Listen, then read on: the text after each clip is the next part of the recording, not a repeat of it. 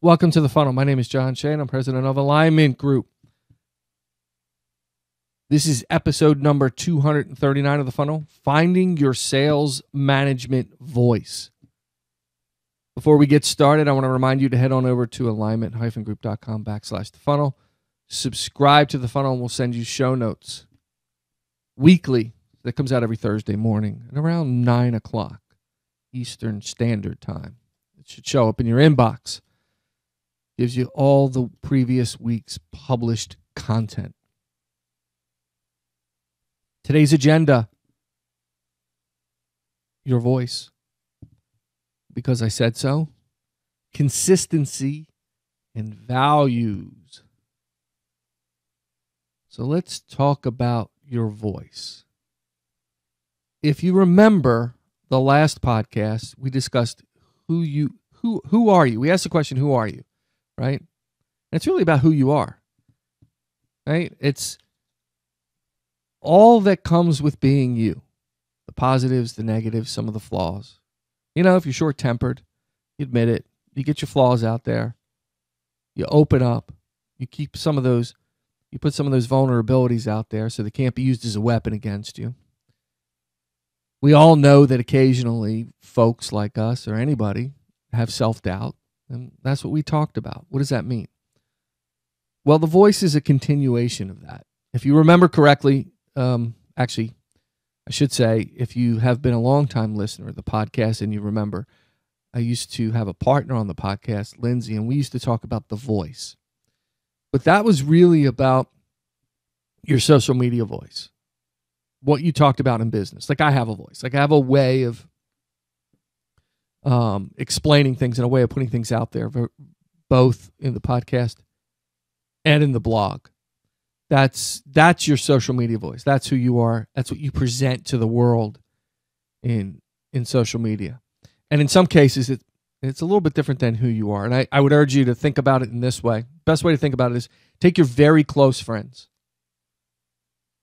and look at their social media posts, whether it's Instagram, Facebook, I don't know what people are using today beyond that. Twitter, a lot of different things. Some people use Pinterest. But look at the things they post and what they say. Is that a true reflection of what you know about that person? Or are they presenting some shell around that? And that's their voice for that. Okay, that's what they're talking about. What I'm talking about is what's inside of you. Who you are at your core. You need it to be effective because the alternatives aren't good. It's essential to leading a team, having your voice and knowing who you are. It sets the tone for everything you're going to do as a leader. Okay, this is not really structural, tactical movements as a manager. This is really speaking to you as a person. Okay, and what that's going to mean to your team and your ability to lead and your movement forward in your career, quite frankly. It depends on your voice.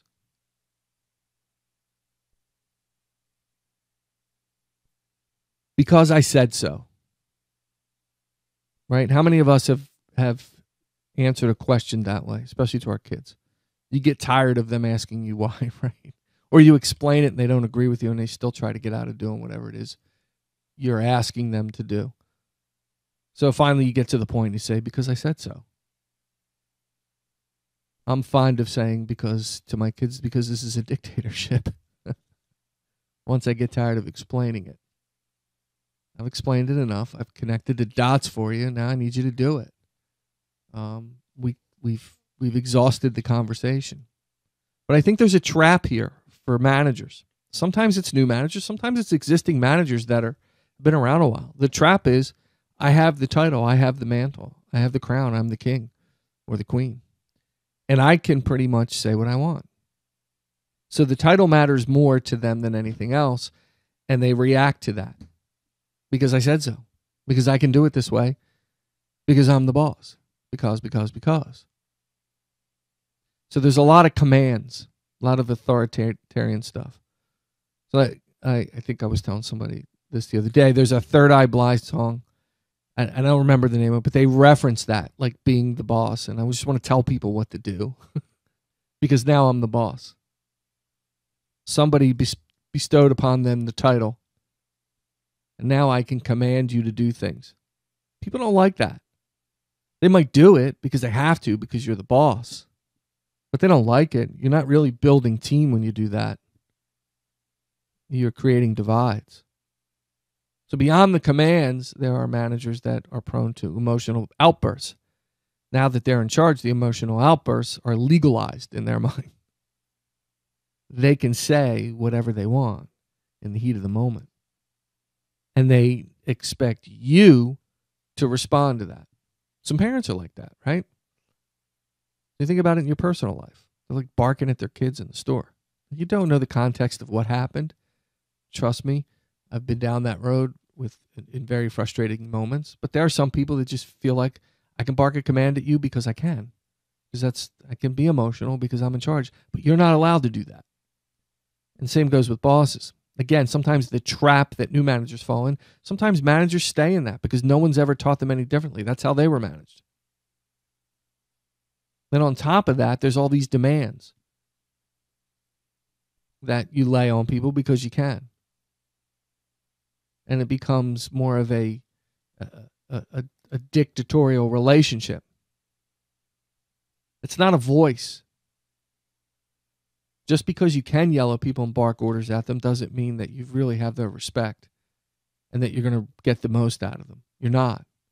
You create a lot of confusion and inconsistency with your changes because people who do this generally turn left when no one expects it or makes a change out of the blue.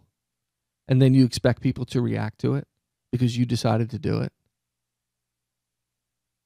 People lose faith in you as a leader when that happens. And when they lose faith in you as a leader, they begin to drift or the numbers begin to suffer. Or they leave your company. You may not get caught. Your boss may be like that and see nothing wrong with it. But unless you get a hold of it, you're not really going to get to where you need to go. Some of you will argue that I already have a good team and I'm driving a lot of revenue. Well, if you're doing this, it has very little to do with you. And if there's anything that happens to upset the balance in there that could affect how they view you, how they view their job, you could be standing there alone in a very quick amount of time. So don't be fooled by what's happening currently if the numbers are good. Because it'll catch you in the end. One of the things you do to find that voice, and we've talked about this, is to be consistent. Explain the roadmap to your team. This is how it's going to work. This is why it's going to work. Here are the expectations. No surprises. 2017, this is how we're going to drive business. Back in November 2016, you're sitting down, you're walking them through it. This is how you do it. This is why we're doing it. This is what's expected of you. You're very passionate and excited about your job and your role. And you'll listen to whatever they have to say. And in some cases, you'll make an adjustment. But in others, you'll respond back and make sure that there's a clear understanding of exactly what it is you're going to do. You've created a sense of consistency. That helps. So that takes away the commands and the verbal outbursts and all the goofy stuff. So you can meet problems head on. You can address issues that are clearly in front of you because somebody's not doing what they needed to do. So it's not about power. It's not about being in charge. It's not about messing with you because I'm the boss. And I value you as an individual, and I value what you have to say. And I'm going to try to create as much clarity as I can. But eventually I'm going to hold you accountable and we're going to move forward. Okay? That's the consistency side of it. I'm going to talk about the most important part, and I saved the best for last. And that's values. That's your value system. Okay? So there are companies that sit down in senior management meetings or board meetings or whatever it is, senior executive level meetings, and they come up with the corporate values, right? They spend weeks, months, days, meetings, exhausting over every little word and the nuances of those words and what they mean. And then they have them framed out in a beautiful plaque and they put a bump on the wall in the office so everybody can see it. And then they have an annual meeting and they stand up and say, this is what we stand for. These are our corporate values. This is how we're going to be a great company because we have great people and we have great executives and we're going to stick by these values. And then 2 minutes later, they walk out of the meeting, whatever meeting they're in, and they're undermining and backstabbing one another. Okay, that happens, right? I'm not talking about corporate values. I'm talking about you as a person. Because sometimes people in the company don't follow the same values you follow. That's problematic. Is it enough to make you leave and go find another job? I don't think you'll have perfect alignment with everybody. Depends on the role. It depends on how damaging they can or will or are. Or maybe they don't have any, they don't damage you at all. Now, with values, I'm not talking about your political beliefs. I don't want you to stand up there with a T-shirt on based on whatever political party or person you're aligned with and rant and rave about how everybody needs to get on board. That has nothing to do with working in the sales environment. I'm not talking about standing up and espousing your religious beliefs and trying to push everybody to move in that direction. It's outside of work. Your religion is outside of work. I'm talking about your values within work. Now, do they come from outside? And where you're from, yeah, it's your compass, your ethical and moral compass.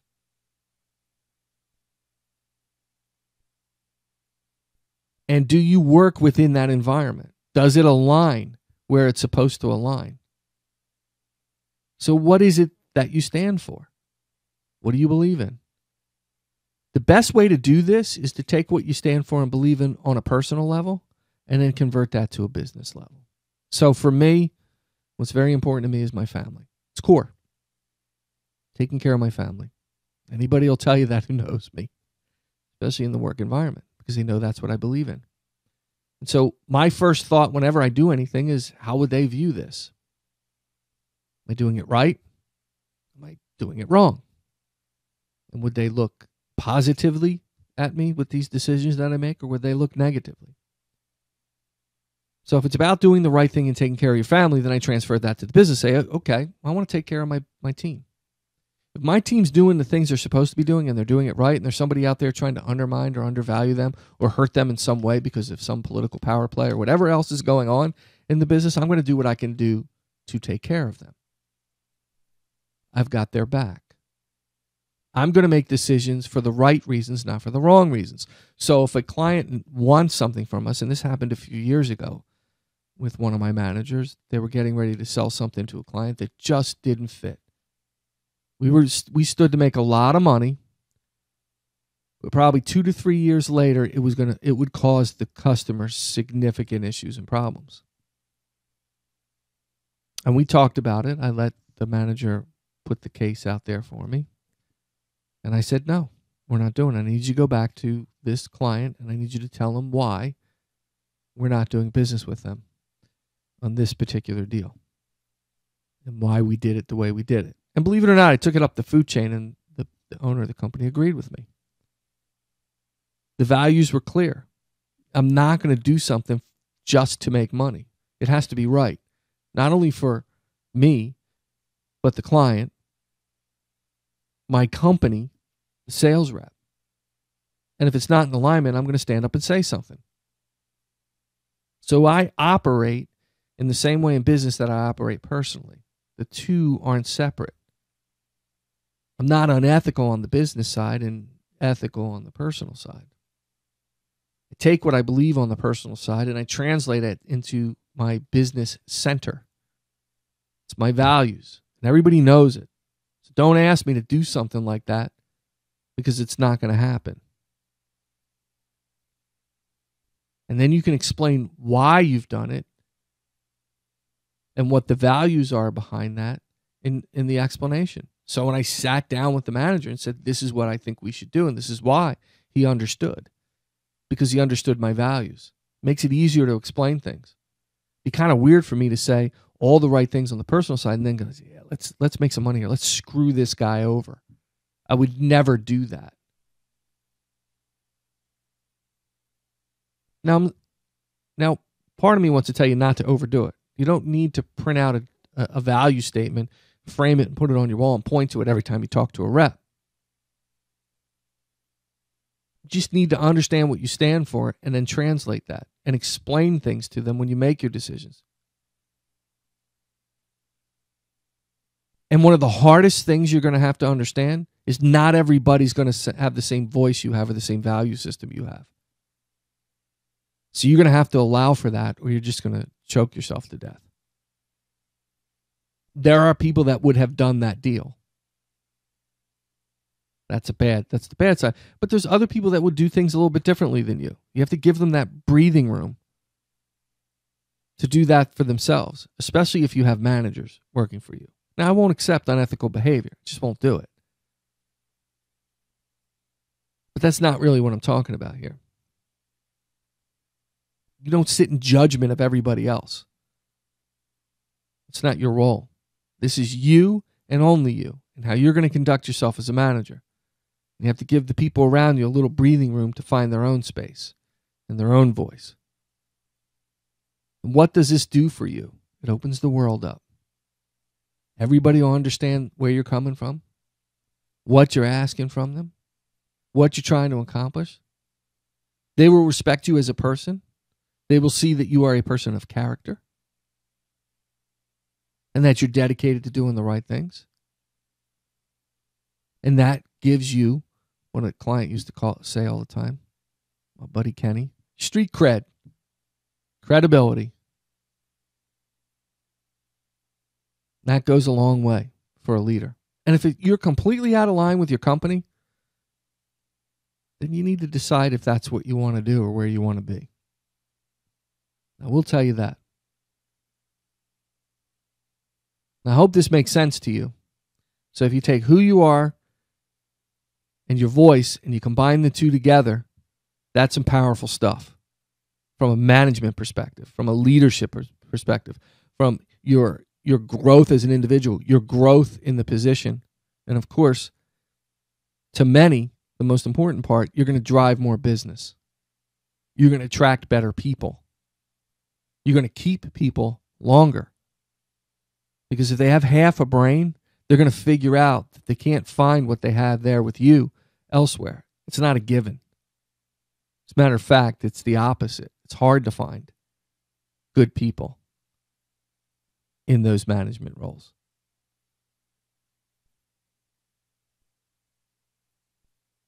Thanks for subscribing to The Funnel, alignment-group.com/The Funnel. You can find me on Facebook. I'm on Twitter @ShayJohnR and LinkedIn. JShay at alignment-group.com is my email address. And of course, you can find us on the website, alignment-group.com. Thank you for subscribing. And as always, keep filling the funnel.